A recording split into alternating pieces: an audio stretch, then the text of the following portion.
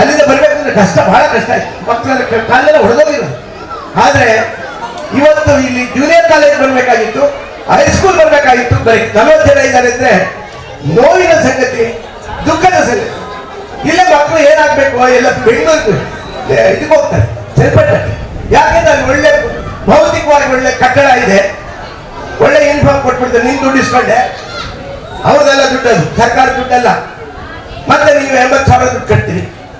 ಮತ್ತೆ ಆ ಮಕ್ಕಳು ಖಾತರಿ ಕಟ್ಟು ಪ್ರಾರಂಭ ವರ್ಣಮಾಲೆಯನ್ನ ನಂದಪುರ ಕಲಿಸೋದಕ್ಕೂ, ಇಲ್ಲಿರೋ ಮಾಸ್ಟರ್ ಕಲಿಸೋದಕ್ಕೂ, ಅಲ್ಲಿರೋರಿಗೆ ಯಾವ ಟ್ರೈನಿಂಗ್ ಆಗಿರಲ್ಲ, ಬರೀ BEd ಮಾಡಿರ್ತಾರೆ ಅಥವಾ PUC ಮಾಡಿರ್ತಾರೆ, SSLC ಮಾಡಿರ್ತಾರೆ, ಅವ್ರನ್ನ ಮಕ್ಕಳಿಗೆ ಟೀಚ್ ಮಾಡ್ತಾರೆ. ಅವ್ರನ್ನ ಕುದುರೆಗೆ ಜೀನ್ ಕಟ್ಟಂಗೆ ಅಷ್ಟೇ. ಅವರಿಗೆ ಜೀವನದಲ್ಲಿ ಯಶಸ್ವಿನೂ ಆಗಲ್ಲ, ಏನೋ ಒಂದು ಕೆಲಸಕ್ಕೆ ಹೋಗ್ತಾರೆ, ಏನೋ ಒಂದು ಆಗ್ತಾರೆ ಅವ್ರ ಶ್ರಮ, ನಿಮ್ಮ ಶ್ರಮದಿಂದ. ಆದ್ರೆ ಜೀವನದಲ್ಲಿ ಎಲ್ಲಿ ಬಿಟ್ಟು ಬದುಕುವಷ್ಟು ನೈಪುಣ್ಯತೆ ಬರೋದು, ಅದು ಬಹಳ ದುಃಖದ ಸಂಗತಿ. ನಾವು ನಮ್ಮ ಮಕ್ಕಳನ್ನ ಎಲ್ಲಿಗೆ ಕಳಿಸ್ತಿದ್ವಿ ಅಂದ್ರೆ, ಯಾವುದೋ ಒಂದು ಶಿಸ್ತಿನ ಒಂದು ಏನೋ ಒಂದು ಶಿಸ್ತಿರುತ್ತೆ, ಟೈಮ್ ಇರುತ್ತೆ, ಎಲ್ಲ ಇರುತ್ತೆ, ಪಂಚಾಯತ್ ಇರುತ್ತೆ. ನೀವು ಟ್ರೈನಿಂಗ್ ಕರ್ಕೊಂಡು ಹೋಗ್ತೀರಿ, ವಾಪಸ್ ಕಳಿಸ್ತಾರೆ. ನಮಗೆ ಯಾವ ಬಂದ್ರು ಬರ್ಬೋದು, ಹೌದಲ್ವಾ? ಸೊ ಆದ್ರಿಂದ ಈ ಮಕ್ಕಳನ್ನ ನಾವು ಬಂದಾಗ ಒಂದು ಗುಂಡಿತ್ತು ಚಾಟ್ಪುಡಿ ಎಸೆಯಕ್ಕೆ, ಒಂದು ಮಾದರಿ ಶಾಲೆಯನ್ನು ಮಾಡಿದ್ವಿ 1ನೇ ವರ್ಷದ. ಕಾರಣ ಅಲ್ಲೊಂದು CPI ಕಾಲೇಜ್ ಇತ್ತು, ಅದರಲ್ಲಿ ನನ್ನ ಶಿಷ್ಯರಿದ್ರು, ನಾನು ಅಲ್ಲಿ ಅದರ ಜವಾಬ್ದಾರಿ ಹೊತ್ಕೊಂಡೆ. ಅವ್ರನ್ನೆಲ್ಲ ಕರ್ಕೊಂಡ್ಬಂದು ಇಲ್ಲಿ ಪ್ರಾಕ್ಟೀಸ್ ಟೀಚಿಂಗ್ ಮಾಡಿಸಿದ್ವಿ. ಇಲ್ಲಿ ಮಕ್ಕಳ ಜೊತೆ ಶಿಕ್ಷಕರು ಕೂಡ ಆಡ್ತಿದ್ರು. ಮತ್ತೆ ಒಂದು ರಾಜ್ಯ ಮಟ್ಟ, ರಾಷ್ಟ್ರ ಮಟ್ಟಕ್ಕೆ ಬೆಳೆಯೋ ಹೋಗುವಂತ ಸ್ಫೋಟ ಇದು ನಾವು ಬೆಳೆಸ್ತೇವೆ. ಮೊದಲು ಯಾರೇ ಬಂದ್ರೆ ನಮಸ್ಕಾರ ಹಾಕ್ಬೇಕು, ಗೌರವಿಸ್ಬೇಕು, ಅದೆಲ್ಲ ಹೊರಟೋಗಿದೆ. ಹಿಂದೂ ಸನಾತನ ಧರ್ಮದಲ್ಲಿ ಈಗ ಪವಾಡ ಬಯಲು ಮಾಡ್ತಕ್ಕಂಥ ನಟರಾಜ್ ಅವರು ಕರ್ಕೊಂಡ್ಬಂದ್ರಿ. ವಿಜ್ಞಾನ ಲೋಕವೇ ಇಲ್ಲಿ ಬಂತು, ಅಜ್ಞಾನ ಅಳಿಸಬೇಕು ದಶವಾರದಲ್ಲಿ. ಅವ್ರು ಬಂದು ಏನೋ ಒಂದೇ ತೋರ್ತೀನಿ ಮುಗಿಸ್ತಾ ಇದ್ದೀನಿ. ಸೊ ಅದರಿಂದ ಶಿಕ್ಷಕರಿಗೆ ಮೈಸೂರಿಗೆ ಬಿಡೋದೇ ಇಲ್ಲ. ಕಾರಣ ಏನಂದ್ರೆ, ನೀವೇನು ಸಬ್ಜೆಕ್ಟ್ ಬಿಡೋದು ಬೇಡ, ಯಾವ ಸಬ್ಜೆಕ್ಟ್ ಬೇಕಾದ್ರೂ ಮಾತಾಡ್ತೀವಿ ಅಷ್ಟೇ. ಅದು ಸರಸ್ವತಿ ಬಂದು ಬಂದಿರ್ತಕ್ಕಂಥದ್ದು ಅಷ್ಟೇ. ಸೊ ಅದರಿಂದ ಮಕ್ಕಳನ್ನ ಬೆಳೆಸಿ, ಮಕ್ಕಳು ತಂದೆ ತಾಯಿಗಳಾದ ನೀವು ಜವಾಬ್ದಾರಿಯನ್ನು ಬೆಳೆಸಿ. ಇವತ್ತು ಮಕ್ಕಳು ಹೆಚ್ಚು ದಾಸರಾಗಿದ್ದಾರೆ. ಯಾವುದಕ್ಕೆ ಅಂದ್ರೆ ಮ್ಯಾಂಡ್ರೈಕ್ಸ್ ಎಲ್ಲವನ್ನು ಕೂಡ ಮನೆ ಹತ್ರಕ್ಕೆ ಸಪ್ಲೈ ಕೊಡ್ತಾರೆ, ಗೊತ್ತಿಲ್ಲದಂಗೆ ಮಕ್ಕಳು ಹಾಳಾಗೋಗ್ತಾ ಇದ್ದಾರೆ. ನಮ್ಮ ಹಳ್ಳಿ ಮಕ್ಕಳು ಯಶಸ್ವಿ ಆಗ್ತಾರೆ, ಬೆಂಗಳೂರು ಮಕ್ಕಳು ಹಾಳಾಗೋಗ್ತಾ ಇದ್ದಾರೆ, ರೌಡಿಗಳಾಗ್ತಾರೆ, ಮತ್ತೆ ಇನ್ಯಾವುದೋ ಸಂಗತಿ ಸೇರಿ ಇನ್ನೇನೋ ಹಾಳಾಗೋಗ್ತಾರೆ. ಆದ್ರೆ ಹಳ್ಳಿ ಮಕ್ಕಳಿಗೆ ಭವಿಷ್ಯ ಇದೆ, ಆ ಭವಿಷ್ಯ ಮುರಿದೋಗ್ಬಾರ್ದು. ಸೊ ಅದರಿಂದ ತಂದೆ ತಾಯಿಗಳು ನೀವು ಎಷ್ಟೇ ಕಷ್ಟಪಡಲಿ, ನೀವು ಓದಕ್ಕೂ ಹೇಳ್ಕೊಡಕ್ಕೆ ಬಂದಿರೋ ಅವ್ರನ್ನ ಸ್ವಲ್ಪ ಟ್ಯೂನಪ್ ಮಾಡಬೇಕು. ಅವಾಗ ಅವ್ರು ಕೇಳ್ತಾ ಇರಬೇಕು, ಮಾರ್ಷಲ್ ಕೆಲಸ ಮಾಡ್ತಾ ಇರಬೇಕು. ಅವಾಗಲೇ ಅವ್ರಿಗೆ ಏನಾದ್ರು ಜವಾಬ್ದಾರಿ ಕೊಡ್ತಾ ಇರ್ಬೇಕು. ಕೊನೆ ಪಕ್ಷ ಮನೆಯಲ್ಲಿ ನೀವು ಏನೋ ಒಂದು ಸಣ್ಣ ಪುಟ್ಟ ಕೆಲಸ ಮಾಡಿಸ್ಬೇಕು. ಮಕ್ಕಳೆಲ್ಲ ಪ್ರೀತಿಯಿಂದ ಬೆಳೆಸ್ತೀವಿ, ಆದ್ರೆ ಕೆಲಸ ಮಾಡಿಸಲ್ಲ, ಜೀವನದಲ್ಲಿ ಯಶಸ್ವಿ ಆಗೋದಕ್ಕೆ. ಸೊ ಅದರಿಂದ ಎಲ್ಲವನ್ನು ಕೂಡ ಸಕಲ ಸ್ಕಿಲ್, ಕೌಶಲ್ಯ ಆಧಾರಿತವಾದಂಥ ಯಾವುದೇ ಕೆಲಸ ಮಾಡಿದ್ರು, ಕಳ್ತನ ಮಾಡೋದು, ಮೋಸ ಮಾಡೋದು, ವಂಚನೆ ಮಾಡೋದು, ಸುಳ್ಳು ಹೇಳೋದು ಇವು ಬೇಡ, ದ್ರೋಹ. ಆದ್ರೆ ಕೌಶಲ್ಯ ಆಧಾರಿತವಾಗಿ ಒಂದು ಕಸ ಗುಡಿಸೋದು ಒಂದು ಒಳ್ಳೆ ಕೆಲಸ, ಅರ್ಥ ಆಯ್ತೆ? ಸೊ ಅದರಿಂದ ಎಲ್ಲ ಕೆಲಸವನ್ನು ಮಾಡಬೇಕು. ಇವತ್ತು ಇಲ್ಲಿಂದ ಹೋದಂಥವ್ರು, ನಾನು 4 ಶಾಲೆಗಳ ಕೆಲಸ ಮಾಡಿ, ಪೀಣ್ಯ ಗೌರ್ಮೆಂಟ್ ಶಾಲೆ ನ್ಯಾಷನಲ್ ಹೈವೇನಲ್ಲಿ ಇದೆ, 25 ವರ್ಷ ಅದೇ ಶಾಲೆಯಲ್ಲಿದ್ದೆ. ಅಲ್ಲೇ ಟೀಚರ್ ಕಮ್ ಮತ್ತೆ ಪ್ರಿನ್ಸಿಪಾಲ್ ಆದೆ. ಮತ್ತೆ DPO ಆಗಿ ಬೆಂಗಳೂರು ಉತ್ತರ ವಲಯ 1ರಲ್ಲಿ ಕೆಲಸ ಮಾಡಿದೆ. ಯಾವತ್ತೂ ಕೂಡ ಕೈ ಹೀಗೆ ಮಾಡಲೇ ಇಲ್ಲ, ದಾರಿ ಮುಂದೆ ಇನ್ನು ಹೀಗೆ ಮಾಡೋದು. ಸೊ ಹಾಗೆ ಬೆಳೆದೆ. ಅಲ್ಲಿ ಇದು ಬಿಲ್ಡಿಂಗ್ ಇದ್ದಿದ್ದೆಲ್ಲ ಡೆಮಾಲಿಷ್ ಮಾಡಿಸಿ ಹೊಸ ಬಿಲ್ಡಿಂಗ್ ಬಂದಿದೆ. MLA ಅವರ ಹತ್ರ ನಾವು ಹೇಳಿ ಯಾವ ರೀತಿ ಒಬ್ಬರ ಹತ್ರ ಹೋಗಿ ಕೇಳ್ಕೊಳ್ತೀವೋ ಅದರಂತೆ ನಮಗೆ ಫಲಿತಾಂಶ ಆಗ್ತದೆ. ಹಾಗಾಗಿ ಎಲ್ಲ ಮಕ್ಕಳಿಗೂ ಅವರೇ ಫೀಸ್ ಕಟ್ಟೋದು. ಯಾರು ₹1 ಒಂದು ಪೇಪರ್ಗೂ ಕೂಡ ಕೊಡೋಗಿಲ್ಲ. 1,500 ಜನ ಮಕ್ಕಳಿದ್ರು ಕಾಲೇಜು, ಎಲ್ಲ ಸೇರಿ 2,000 ಜನ ಇದ್ರು. ಈಗ ಎಲ್ಲ ಬೈಫರ್ಕೇಷನ್ ಆಗಿದೆ. ಸೊ ಇದನ್ನ ಯಾಕೆ ಹೇಳಿದೆ ಅಂದ್ರೆ, ನಾವು ಮಾಡಿದೀವಿ ಅನ್ನೋದಲ್ಲ, ಅದು ನಮ್ಮ ಕರ್ತವ್ಯ. ಇಲ್ಲಿ ಈಗ ನಮ್ಮ ಸಂಬಳ ತಗೊಳ್ತೀವಿ, ಸಂಬಳ ಸರ್ಕಾರ ಮಿನಿಸ್ಟರ್ ಮನೆಯಿಂದ ಕೊಡ್ತಾ ಇದೆ. ಆ ದುಡ್ಡು ನೀವು ನಾವು ಎಲ್ಲ ಕೊಟ್ಟುವಂತ ಟ್ಯಾಕ್ಸ್ ಅಲ್ಲಿ ನಮ್ಮಿಂದ ಎಲ್ಲದರಲ್ಲೂ ವಸೂಲಿ ಮಾಡ್ತಾರೆ. ಬೆಳಿಗ್ಗೆ ಅಂದ್ರೆ ನಾವು ಕೊಡ್ತಕ್ಕಂಥ ಎಲ್ಲೆಲ್ಲಿ ಹಣ ಕೊಡ್ತೀವಿ, ಎಲ್ಲ ಕಡೆಯಿಂದ ಟ್ಯಾಕ್ಸ್ ಹೋಗುತ್ತೆ. ಆ ಹಣದಿಂದ ನಮಗೆ ಬರ್ತಕ್ಕಂಥದ್ದು. ಆ ಮೌಲ್ಯಕ್ಕೆ ನಾವು ಸರಿಯಾಗಿ ಕೆಲಸ ಮಾಡಬೇಕು, ಜವಾಬ್ದಾರಿ ಕೆಲಸ ಮಾಡಬೇಕು. ಮತ್ತೆ ಈಗ ನಮ್ಮ ಶಿಷ್ಯರು ಎಲ್ಲೆಲ್ಲ ಒಳ್ಳೊಳ್ಳೆ ಕೆಲಸದಲ್ಲಿ ಇದ್ದಾರೆ ಅಂತ ಹೇಳಿ ಹೆಮ್ಮೆ ಆಯಿತು. ಜೊತೆಗೆ ನೀವು ನಮ್ಮವರು ಯಾರೋ ನಮ್ಮ ಹಳ್ಳಿ ಜನ ಬಂದ್ರೆ ಅವ್ರಿಗೆ ಗೌರವಿಸಿ ಅವರಿಗೆ ಕೆಲಸ ಮಾಡಿಕೊಡಿ. ನೀವು ಯಾವುದೇ ಹುದ್ದೆ ಇರಲಿ, ಪಂಚೆ ಹಾಕೊಂಡು ಬರಲಿ, ಅವ್ರ ನಿಕ್ಕರ್ ಹಾಕೊಂಡು ಬರಲಿ, ಅವರಿಗೆ ಗೌರವ ನೀಡಿ ಅವರ ಅಹವಾಲುಗಳನ್ನು ಕೇಳಿ ಮೊದಲು. ಸೊ ಆಗ ನಮ್ಮ ಜೀವನ ಬದುಕು ಸಾರ್ಥಕವಾಗುತ್ತೆ. ಮತ್ತೆ ನಮ್ಮ ಸದಾ ನಮ್ಮ ದೇಶಕ್ಕೆ ನಾವು ಋಣಿಯಾಗಿರ್ತೇವೆ. ದೇಶಕ್ಕೆ ನಾವು ಯಾವಾಗಲೂ ಕೂಡ ತಲೆಬಾಗಿ ನಡೀಬೇಕು, ಕಾನೂನಿಗೆ ತಲೆಬಾಗಿ ನಡೀಬೇಕು. ಮತ್ತೆ ಏನ್ ಹೇಳಿದೆ, ಮಕ್ಕಳು ಇವತ್ತು ಹಾಳಾಗ್ತಿದ್ದಾರೆ, ಅದನ್ನ ಆದಷ್ಟು ನಾವು ಮಕ್ಕಳನ್ನ ಸರಿಯಾಗಿ ಬೆಳೆಸ್ಬೇಕಾಗಿದೆ. ಇವತ್ತು ದುಡ್ಡಿದ್ದರೆ ದುಡ್ಡು ಬೇಗ ಕರಗೋಗುತ್ತೆ. ನೀವು ಎಷ್ಟೇ ದುಡ್ಡಿಟ್ಟಿರಿ, ಅಲ್ಲಿ ಅವನಿಗೆ ವ್ಯಾಲ್ಯೂಸ್ ಕಲಿಸಿದ್ರೆ ಅವ್ನ ಜೀವನದಲ್ಲಿ ಒಂದು ಯಶಸ್ವಿ ಆಗ್ತಾರೆ. ಆದ್ರಿಂದ ಮತ್ತೆ ಮೊದಲನೇದಾಗಿ ನಮ್ಮ ದೇಶದ ಸೈನಿಕರಿಗೆ ನಾವು ಗೌರವ ಕೊಡಬೇಕು. ಸೊ ಅವರಿಗೆ ಮತ್ತೆ ನೀವು ನಮ್ಮನ್ನೆಲ್ಲ ಕರೆದು ಇವತ್ತು ಸನ್ಮಾನ ಮಾಡಿದ್ರಿ, ಇದೆಲ್ಲ ಇದು ನೆನಪು ಇರುತ್ತೆ. ಆದರೆ ಇದು ಬೆಲೆ ಕಟ್ಟಲಿಕ್ಕಾಗಲಿ ವಸ್ತುಗಳು ತಂದಿದ್ರಿ, ಈ ಕೆಲಸಕ್ಕೆ ಮೌಲ್ಯಕ್ಕೆ ಇಂಥ ಒಂದು ಒಳ್ಳೆ ಕಾರ್ಯಕ್ರಮ ರೂಪಿಸಿದ್ರಿ. ನೀವು ಯಾರು ಕರ್ಕೊಂಡ್ ಬರ್ತೀವಿ ಅಂದ್ರೆ ಅವ್ರು ದುಡ್ಡು ಕೊಡ್ಬೇಕು. ರಾಜಕೀಯದಲ್ಲಿ ಬಂದಿರೋ ಅರ್ಧ ಗಂಟೆಗೆಲ್ಲ ಮುಗಿದೋಗ್ಬಿಟ್ಟಿದೆ.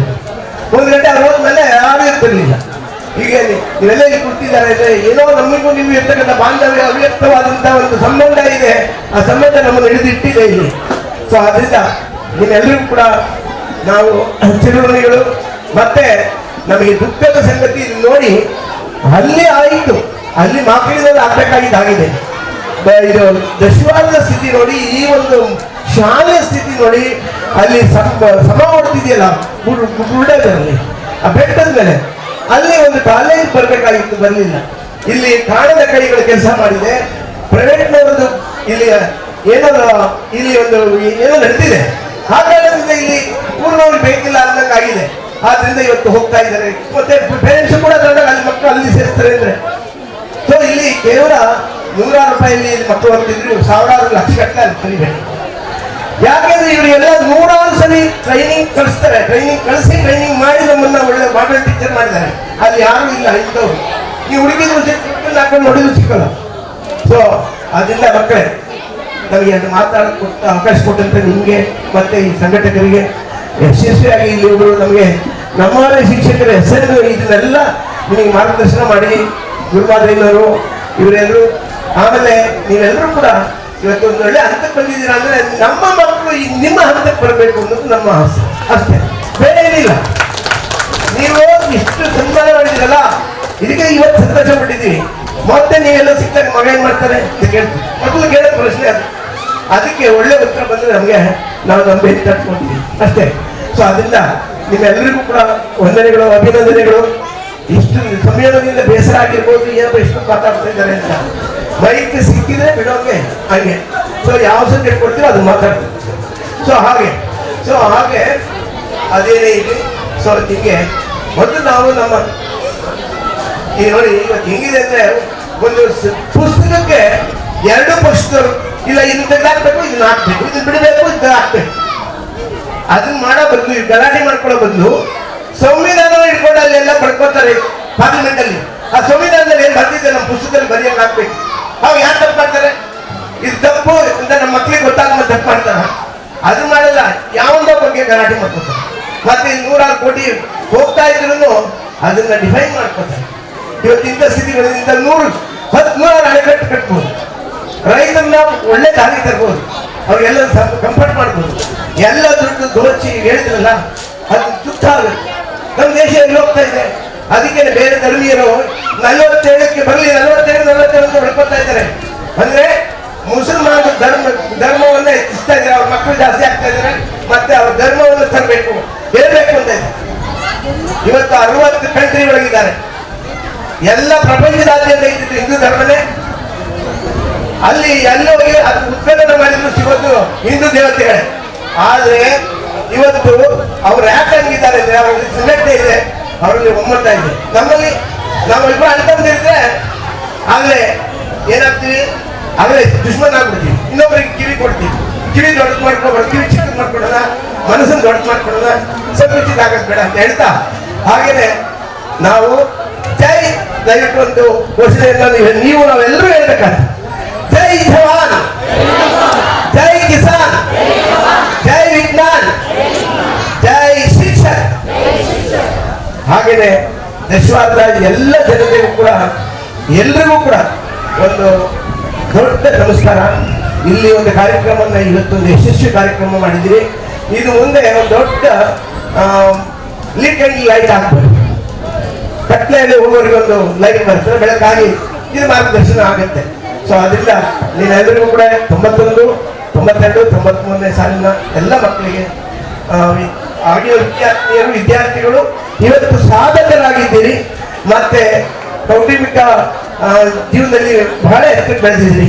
ನಿಮ್ಮೆಲ್ಲರಿಗೂ ಕೂಡ ವಂದನೆಗಳು, ಅಭಿನಂದನೆಗಳು. ಮತ್ತೆ ಈ ಸಂಜೆಯ ಮತ್ತೊಮ್ಮೆ ನಮಸ್ಕಾರ. ತುಂಬ ಹೃದಯದ ಧನ್ಯವಾದಗಳು ಕೇಶಮೂರ್ತಿ ಸರ್ ಅವರಿಗೆ. ಅವರು ಹಾಡು ಕಡಿಮೆ ಇದ್ರು ನಮಗೆ ಮಾಸ್ ಮೀಟಿಂಗ್ ಸೇರಿ ಎತ್ತರದಲ್ಲಿ ಹಾಕೊಂಡು ನಿಂತ್ಕೊಳ್ಳೋರು. ಅರಿವೇ ಗುರು, ಗುರುವೇ ಪರಬ್ರಹ್ಮ. ಆ ಸ್ವರೂಪದ ಚೈತನ್ಯವನ್ನ ನಾವು ಗುರುಗಳ ಒಂದು ಆಶೀರ್ವಾದವನ್ನು ಪಡ್ಕೊಂಡು ನಾವು ಈ ಹಂತವನ್ನ ನಾವು ಗಳಿಸಿದೀವಿ ಅನ್ನೋದಕ್ಕೆ ನಮ್ಮ ಗುರುಗಳ ವೃಂದದವರ ಆಶೀರ್ವಾದ, ಅವರು ನಮ್ಮ ಮೇಲೆ ಇಟ್ಟಿರುವಂತಹ ಪ್ರೀತಿ, ಅಭಿಮಾನ, ಇವುಗಳ ಪ್ರತೀಕವಾಗಿ ನಾವೊಂದು ಸ್ಥಾನವನ್ನ ಸಮಾಜದಲ್ಲಿ ನಾವು ಪಡ್ಕೊಂಡಿದ್ದೀವಿ ಅಂತ ನಾನು ಹೇಳಲಿಕ್ಕೆ ಇಷ್ಟಪಡ್ತೇನೆ. ನನ್ನೂರಿನ ಶಾಲೆಯ ಇತಿಹಾಸದಲ್ಲಿ ಒಂದು ಚಿರಸ್ಮರಣೀಯಗೊಳಿಸುವಂತಹ ಗುರುವಂದನಾ ಕಾರ್ಯಕ್ರಮವನ್ನ 30 ವರ್ಷದ ಹಳೆಯ ವಿದ್ಯಾರ್ಥಿ ವೃಂದದಿಂದ ಆಯೋಜಿಸಿರುವಂತಹ ಈ ಸಮಾರಂಭದ ವೇದಿಕೆಯಲ್ಲಿ ಆಸೀನರಾಗಿರುವ ನನ್ನ ನೆಚ್ಚಿನ ಎಲ್ಲ ಗುರು ವೃಂದದವರಿಗೆ ಹಾಗೂ ಕಾರ್ಯಕ್ರಮದ ಮುಖ್ಯ ಅತಿಥಿಗಳಾಗಿ ನಿರ್ಗಮಿಸಿರುವಂತಹ ಭಾರತ ಸರ್ವೋಚ್ಚ ನ್ಯಾಯಾಲಯದ ನ್ಯಾಯಾಧೀಶರಾದಂತಹ ವಿಶ್ರಾಂತ ನ್ಯಾಯಾಧೀಶರಾದಂತಹ ಸಂತೋಷ್ ಹೆಗ್ಡೆಜಿ ಹಾಗೂ ಡಾಕ್ಟರ್ ಹುಲಿಕಲ್ ನಾಗರಾಜ್ ಅವರಿಗೂ ಸಹಿತ ನನ್ನ ಶರಣಾರ್ಥಿಗಳು. ಗುರುವಿನ ಗುಲಾಮನಾಗುವ ತನಕ ದೊರೆಯದಣ್ಣ ಮುಕುತಿ ಎಂಬ ದಾಸವಾಣಿಯಂತೆ ಗುಲಾಮ ಎಂಬ ಪದ ದಾಸ್ಯವಲ್ಲ, ಶರಣಾಗತಿ. ಮಗುವಿನ ರೀತಿ ತಿದ್ದಿ ಜ್ಞಾನದ ಸಂಪತ್ತನ್ನ ಒಳಿತು ಕೆಡುಕುಗಳ ಮಾರ್ಗದರ್ಶಕರನ್ನಾಗಿ ನಮ್ಮ ಶಿಕ್ಷಕರು ಅವರು ನಮ್ಮನ್ನು ಯಾವತ್ತೂ ಶಿಕ್ಷೆ ಕೊಟ್ಟು ಬೆಳೆಸಿದ್ರು ನಮ್ಮ ಒಳಿತಿಗಾಗಿನೇ ಆ ದಿನ ಆವತ್ತು ನಮ್ಗೆ ಆ ಶಿಕ್ಷೆ ನೀಡಿದ್ದಾರೆ. ಅದನ್ನ ನಾವು ಮನಸ್ಸಿನಲ್ಲಿ ಇಟ್ಕೊಂಡಿದ್ದಿದ್ರೆ ನಾವು ಏನಾಗ್ತಾ ಇದ್ವೋ. ಆದ್ರೆ ಇವತ್ತು ನಾವು ಒಂದು ಸ್ಥಾನವನ್ನ ಪಡ್ಕೊಂಡಿದೀವಿ.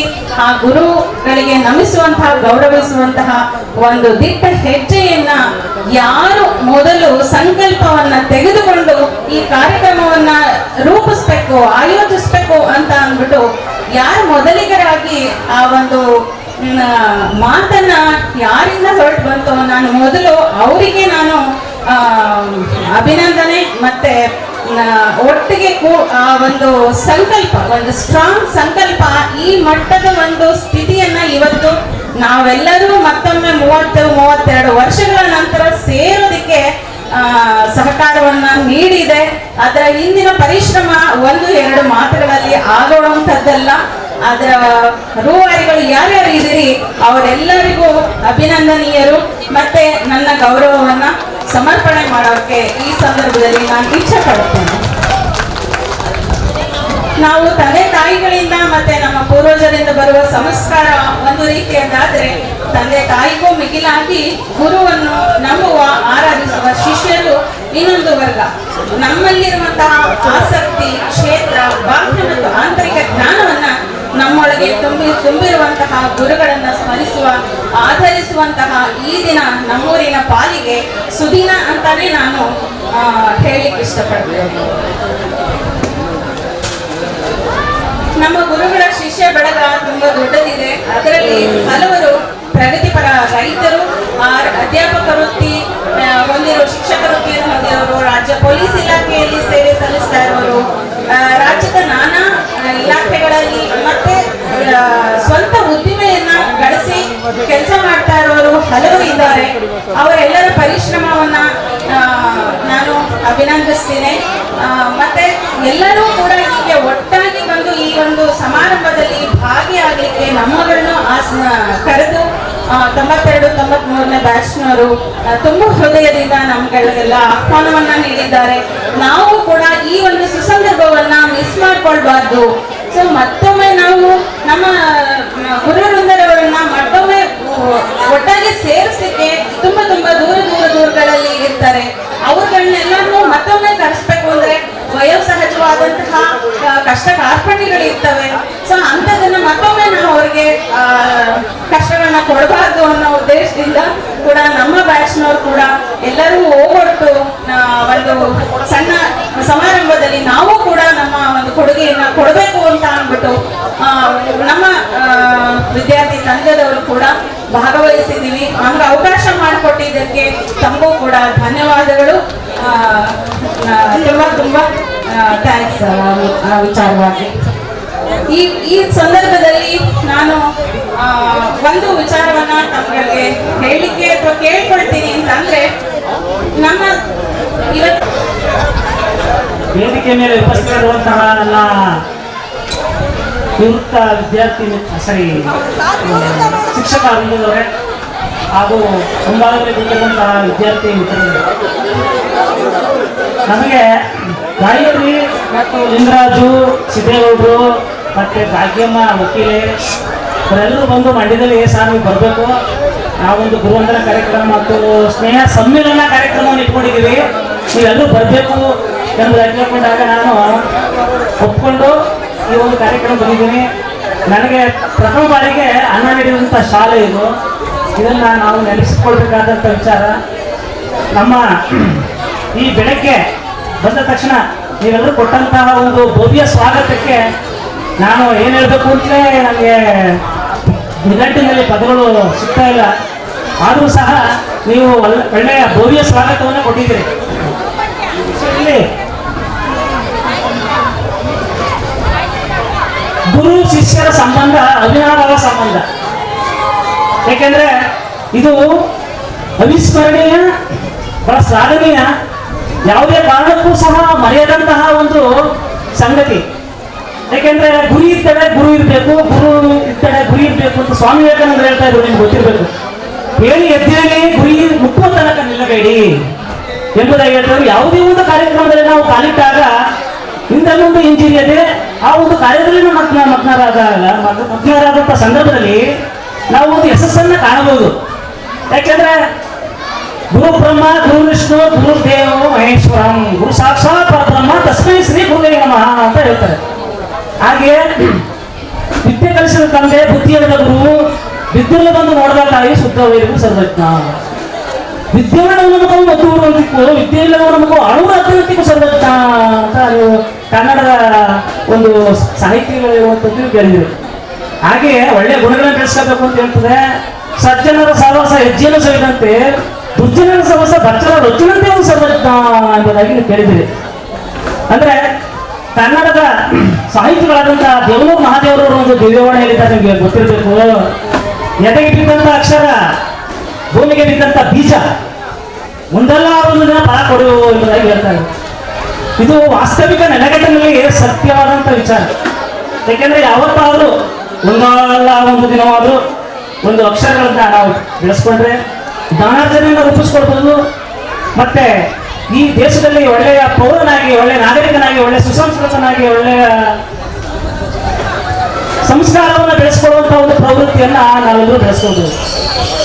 ಯಾಕೆಂದ್ರೆ ಸಂಸ್ಕಾರದ ವ್ಯಕ್ತಿಗಳು ಬದುಕುವುದು ಬಹಳ ಕಷ್ಟ. ಹಂದಿಯಾಗಿ 100 ವರ್ಷ ಬದುಕುವುದಕ್ಕಿಂತ ನಂದಿಯಾಗಿ ಜ್ಯೋತಿಯಾಗಿ 1 ವರ್ಷ ಬದುಕುವುದು ಲೇಸು ಎಂಬುದಾಗಿ ಹೇಳ್ತಾರೆ. ಅಂದ್ರೆ ಏನಪ್ಪಾ ಅಂದ್ರೆ, ನಾವು ಒಳ್ಳೆಯತನ ನಮ್ಮ ಜೀವಿತದ ಅವಧಿಯಲ್ಲಿ ನಾವು ಏನು ಸಾಧನೆ ಮಾಡಿದ್ದೋ ಎಂಬುದಕ್ಕಿಂತ, ಎಷ್ಟು ವರ್ಷ ಬದುಕಿದೋ ಎಂಬುದಕ್ಕಿಂತ, ಜೀವಿತ ಅವಧಿಯಲ್ಲಿ ನಾವು ಏನು ಸಾಧನೆ ಮಾಡಿದೋ, ಒಳ್ಳೆಯ ಅವಕಾಶಗಳು ಬಂದಾಗ ಎಂಥ ಅವಕಾಶಗಳನ್ನ ಉಪಯೋಗಿಸ್ಕೊಂಡು. ಯಾಕೆಂದ್ರೆ ಡಾಕ್ಟರ್ ಬಿ ಆರ್ ಅಂಬೇಡ್ಕರ್ ಹೇಳ್ತಾ ಇದ್ರು, ಒಮ್ಮೆ ಜ್ಞಾನವನ್ನ ಸುಮ್ಮನೆ ಗಳಿಸ್ಕೊಳ್ಳೋದಕ್ಕಾಗೋದಿಲ್ಲ, ಹಲವಾರು ವರ್ಷಗಳ ಕಾಲ ತಪಸ್ಸನ್ನ ಬಳಸ್ಕೋಬೇಕು ಅಂತ ಹೇಳ್ತಾ ಇದ್ರು. ಹೇಳ್ಬೋದು, ನಾವು ಮಾಡುವಂತ ಒಂದು ಅಡಿಗೆ ಒಂದು ದಿನ ನಷ್ಟವಾದ್ರೆ ಅದೇನು ಬೇಸರ ಆಗಲ್ಲ. ಅಡಿಗೆ ಮಾಡಿದಂತ ಒಂದು ಆಹಾರ ಒಂದಿನ ಹಾಳಾಗೋದ್ರೆ ಅದಕ್ಕೆ ನಾವು ಬೇಸರ ಮಾಡ್ಕೋಬೇಕಾಗಿಲ್ಲ. ಆದ್ರೆ ರೈತರಿಗೆ 1 ವರ್ಷ, ಉದಾಹರಣೆಗೆ ಕನ್ನಂಬಾಡಿ ಕಟ್ಟೆ ತುಂಬಲಿಲ್ಲ, ಕಾವೇರಿ ಗಲಾಟೆ, ಕಾವೇರಿ ನೀರಾವರಿ ನಿಗಮದಲ್ಲಿರುವಂಥ ಕಾವೇರಿ ಹಂತದಲ್ಲಿರುವಂಥ ರೈತರು ಬಹಳ ಕಷ್ಟಪಡ್ತಾ ಇದ್ರು. 1 ವರ್ಷ ಬೆಳೆ ಹೇಳಿದ್ರೆ ರೈತರಿಗೆ ಏನೂ ಕಷ್ಟ ಅನ್ಸಲ್ಲ. ಆದ್ರೆ ಓದುತ್ತಿರುವ ವಿದ್ಯಾರ್ಥಿಗಳಿಗೆ ಅವರ ವಿದ್ಯಾರ್ಥಿ ದಶೆಯಲ್ಲಿ ವಿದ್ಯೆ ನಷ್ಟವಾದರೆ ಅವರ ಬದುಕು ಸರ್ವನಾಶವಾಗುತ್ತದೆ. ಯಾಕೆಂದ್ರೆ ವಿದ್ಯೆಯನ್ನ ಗಳಿಸುವಂತ ವಿದ್ಯಾರ್ಜನೆ ಮಾಡುವಂಥದ್ದು ಎಲ್ಲ ಹಂತಗಳು ಮಾಡೋಕ್ಕಾಗೋದಿಲ್ಲ. ಹಣವನ್ನ ಸಂಪಾದನೆ ಮಾಡ್ಬೋದು, ಯಾವ ಸಂದರ್ಭದಲ್ಲಾದ್ರೂ ಸಂಪಾದನೆ ಮಾಡ್ಬೋದು, ಯಾವಾಗ ಬೇಕಾದ್ರೂ ಸಂಪಾದನೆ ಮಾಡ್ಬೋದು, ಯಾರು ಬೇಕಾದ್ರೂ ಸಂಪಾದನೆ ಮಾಡ್ಬೋದು. ಆದ್ರೆ ವಿದ್ಯೆಯನ್ನು ಮಾತ್ರ ಒಂದು ನಿಯತಕಾಲದಲ್ಲಿ ಒಂದು ಸಟನ್ ಆಫ್ ಏಜ್ದಲ್ಲಿ ಸಂಪಾದನೆ ಮಾಡುವಂಥದ್ದು. ಈಗ ಉದಾಹರಣೆಗೆ ಕೊಡಗು ಚಿಕ್ಕಮಕ್ಕಳು ತರುವಾಗ ನಿಮ್ಗೆ ಗೊತ್ತಾಗುತ್ತೆ, ಮಕ್ಕಳನ್ನೇ ಆಸ್ತಿವಂತರನ್ನಾಗಿ ಮಾಡ್ತಿರೋ ಹೊರತು ಹಣವನ್ನು ಅವರು ಸಂಪಾದನೆ ಮಾಡೋದು ಹೋಗಲ್ಲ. ಅದಕ್ಕೋಸ್ಕರ ಮಕ್ಕಳು ಬಹುಮುಖ್ಯ. ನಮ್ಮ ಬದುಕು ವಿಶಾಲವಾಗಿ ಬೆಳೆಯಬೇಕು, ಬದುಕು ಆಳು ಮರದಂತೆ ವಿಶಾಲವಾಗಿ ಬೆಳೆಯಬೇಕು. ಹಾಗೆ ದೇವರು ಬರೆದಂತೆ ಆರೋಗ್ಯದಾಯಕವಾಗಿ, ಮತ್ತೆ ಹಂಗೆ ಬರೆದಂತೆ ತಂಪುಳ್ಳದಾಗಿ, ಹಾಗೆ ಅಮೃತ ಕಲ್ಪವೃಕ್ಷದಂತೆ ತೆಂಗಿನ ಮರದಂತೆ ಅಮೃತ ಫಲವನ್ನು ನೀಡುವಂತಹ ನಮ್ಮ ಬದುಕನ್ನ ಸಾರ್ಥಕ ಮಾಡಿಕೊಂಡಾಗ ಮಾತ್ರ ನಮ್ಮ ಬದುಕು ಹಸನಾಗುತ್ತದೆ. ಅದಕ್ಕೋಸ್ಕರ ನಾವು ಒಳ್ಳೆಯ ಬದುಕನ್ನ ಕಟ್ಟಿಕೊಳ್ಬೇಕು. ಇಲ್ಲಿ ಅನೇಕ ವಿದ್ಯಾರ್ಥಿಗಳು ಕುಳಿತಿದ್ದಾರೆ. ಯಾಕೆಂದ್ರೆ ಆ ಪಾಠ ಮಾಡ್ತಾ ಇದ್ದು ಈಗ ಪಾಠ ಮಾಡಬೇಕು, ಉಪದೇಶ ಮಾಡಬೇಕು ಅಂತ ಅನಿಸ್ತು. ಈ ಒಂದು ಸೌಭಾಗ್ಯ ನಮಗೂ ನಿಮ್ಗೆ ಅವಿನಾಭಾವ ಸಂಬಂಧ. ಯಾಕೆಂದ್ರೆ ನಾವು ಗುರು ವಿದ್ಯೆಯನ್ನು ಕಲಿಸುವಂಥದ್ದು. ಹಾಗೆ ಉಪನಿಷತ್ ನೋಡಿರ್ಬೋದು. ಉಪನಿಷತ್ ಅಂದ್ರೆ ಏನು? ಉಪನಿಷತ್ ಅಂದ್ರೆ ಗುರುವಿನ ಸಮ್ಮುಖದಲ್ಲಿ ಶಿಷ್ಯನ ಕುಳಿತು ವಿದ್ಯೆಯನ್ನು ಕಲಿಯುವುದರ್ಥ ಅಂತ ಹೇಳಿದ್ವಿ ಸಂಸ್ಕೃತದಲ್ಲಿ. ಹಾಗೆ ಮಕ್ಕಳು ಒಳ್ಳೆಯ ಸಾಲಿನಲ್ಲಿ ಒಳ್ಳೆಯ ವಿದ್ಯಾಭ್ಯಾಸ ಕಲಿತ್ರೆ ಅದೇ ಒಂದು ದೇಶ ಆಸ್ತಿ. ವಿದ್ಯಾರ್ಥಿಗಳೇ, ಇಲ್ಲಿ ಆಸ್ತಿ ಕಡಿಮೆ ಆದ್ರೂ ಪರವಾಗಿಲ್ಲ, ಅಧಿಕಾರ ಕಡಿಮೆ ಆದ್ರೂ ಪರವಾಗಿಲ್ಲ, ಮಕ್ಕಳನ್ನ ಒಳ್ಳೆಯ ರೀತಿಯಲ್ಲಿ ಗಿಡವಾಗಿ ಬಂದದ್ದು ಮರವಾಗಿ ಬೆಳೆಯಿತು ಎಂಬ ಒಂದು ಅರ್ಥದಲ್ಲಿ ಚಿಕ್ಕಂದಿನಲ್ಲೇ ಒಳ್ಳೆಯ ಅಭ್ಯಾಸಗಳನ್ನು ಬೆಳೆಸಬೇಕು. ಒಳ್ಳೆಯ ಅಭ್ಯಾಸಗಳನ್ನು ಬೆಳೆಸ್ಕೊಂಡಾಗ ಆ ಸಂಸಾರ ಸುಖವಾಗಿ ಕಾಣುವುದನ್ನ ನಾವು ಕಾಣಬಹುದು.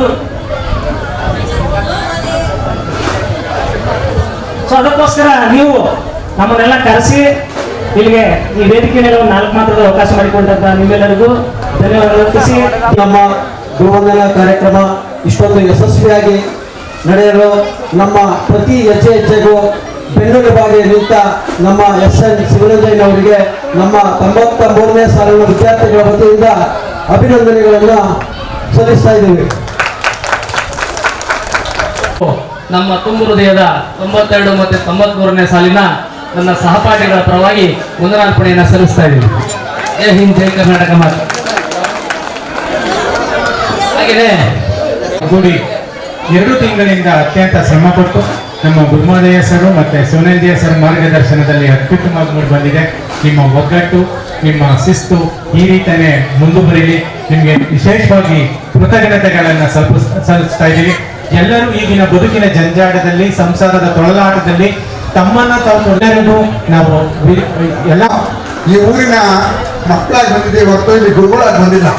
ಯಾಕೆಂದ್ರೆ ನಾವು ಇದೇ ಊರಲ್ಲಿ ಹುಟ್ಟಿ ಬೆಳೆದಿರೋರು SN ಮತ್ತು ನಾನು. ಹಾಗಾಗಿ ಸೇವಕರಾಗಿ ಬಂದು ಸೇವೆ ಮಾಡಿದ್ದೀವಿ ಹೊರತು ಗುರುಗಳಾಗಿ ಬಂದಿಲ್ಲ.